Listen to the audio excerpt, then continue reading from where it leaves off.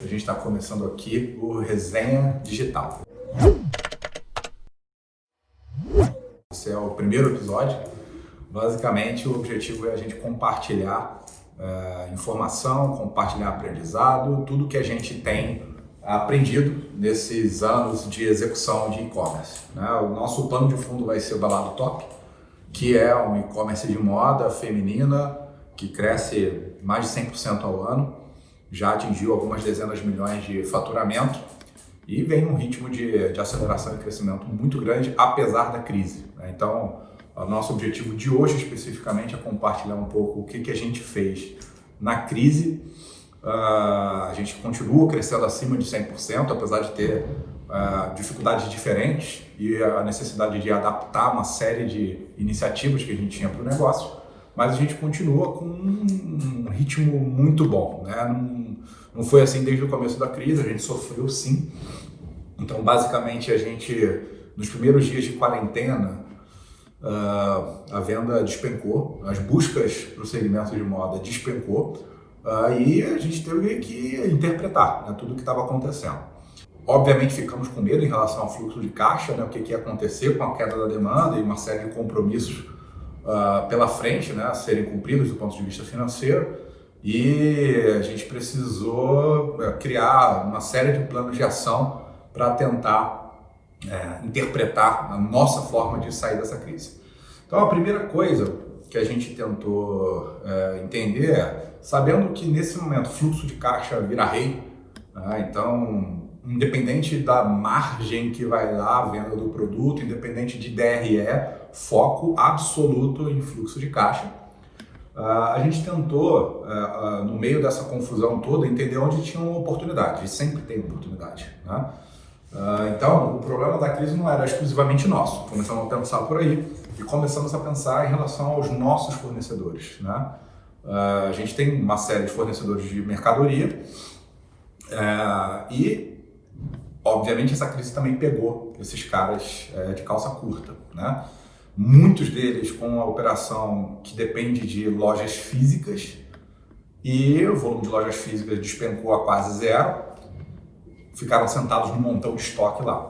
A nossa atitude foi, interpretando que isso era um problema gigantesco para eles, buscar uma cooperação, entender que ao mesmo tempo que eles têm um problema de estoque, a gente tem um canal ativo, um canal que tem um potencial bastante interessante e que a gente podia colaborar. Então, em vez da gente se encolher e ficar com medo da venda e comprar menos e diminuir os volumes e entrar num ciclo negativo, a gente buscou entrar num ciclo positivo. A gente buscou sentar com todos os nossos fornecedores, colocar o nosso canal à disposição dos fornecedores, não para comprar menos, assim para comprar mais. Obviamente, a gente não é louco, Então, a contrapartida disso foi competitividade. Então, ele tem um problema, um excesso de estoque absurdo. Nós todos temos um problema que é o mercado patinando. Se eu der mais competitividade para o meu consumidor, tem uma chance razoável de conseguir vender um pouco mais.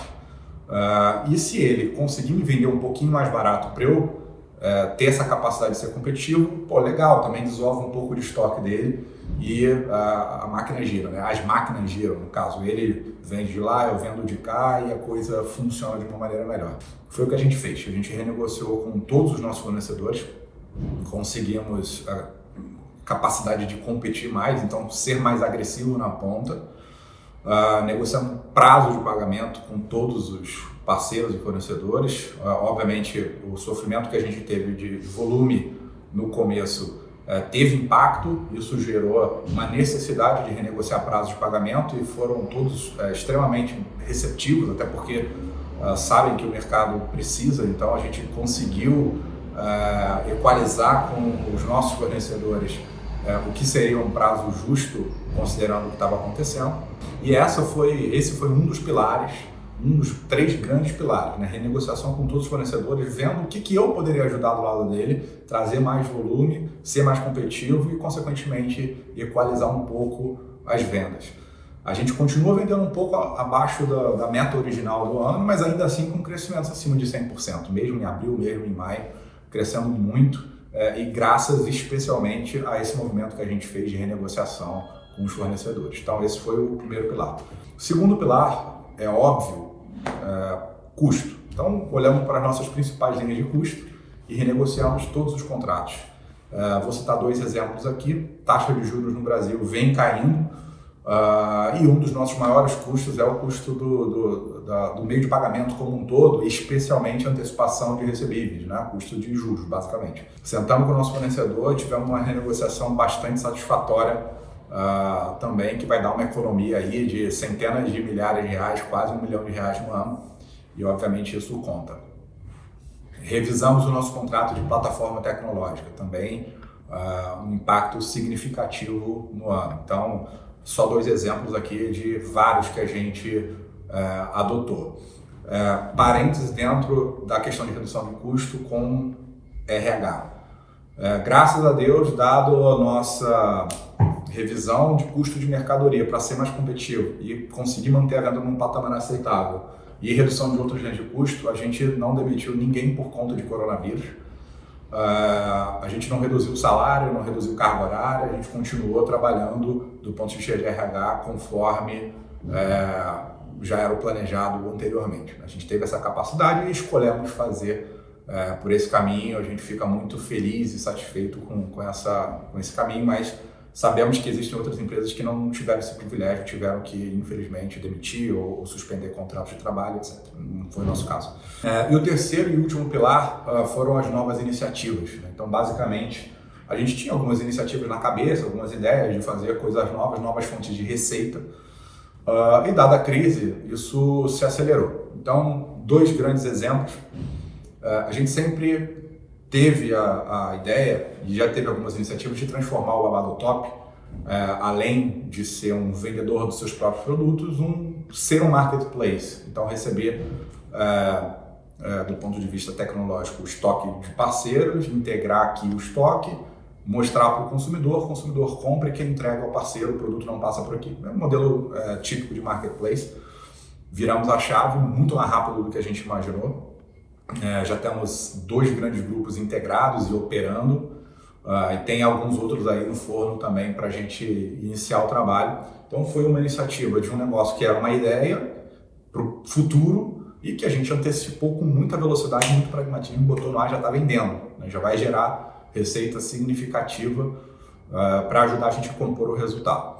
Segunda iniciativa, essa ainda não está no ar, mas é uma ideia que mescla novas receitas e até um pouco de pegada social, que é permitir vendedores externos utilizando o nosso catálogo de produtos virtualmente, divulgando produtos e ganhando comissão sobre isso. Isso ainda não está implantado, vai ser implantado nos próximos 60 dias. Então, com isso, a gente aumenta a nossa capilaridade de divulgação, de conhecimento de marca, ao mesmo tempo que dá oportunidade para pessoas que ficaram sem renda ou com a renda comprometida de usar o nosso catálogo para vender e ocasionalmente complementar um pouco da renda dessas pessoas. Então, é uma iniciativa muito bacana. Então, no fim do dia, a gente vai sair muito bem dessa crise, né? Essa foi a nossa abordagem, o nosso jeito de pensar a crise. Existem milhões de outros jeitos, mas o fato é que a gente chegou à conclusão, né, que a gente sempre ouve falar de que na crise existem milhões de oportunidades. A gente está vendo assim, a gente acha que a gente vai sair muito melhor dessa crise. A nossa relação com os fornecedores melhorou, o nosso volume com alguns dos fornecedores melhorou, então a gente aumentou o volume e consequentemente melhorou negociações. A gente acelerou projetos que estavam ali, né, próximos, num futuro próximo, mas a gente acabou antecipando. A gente reduziu custos importantes da operação e com tudo isso a gente acredita que vai sair muito bem lá na frente e que quando o mercado voltar à normalidade a gente vai estar extremamente bem posicionado para continuar aproveitando esse crescimento. Tá bom? Muito obrigado. Esse foi o primeiro Resenha Digital e a gente pretende fazer vários outros assuntos e trazer convidados para colaborar com a gente. Tá bom? Beijo.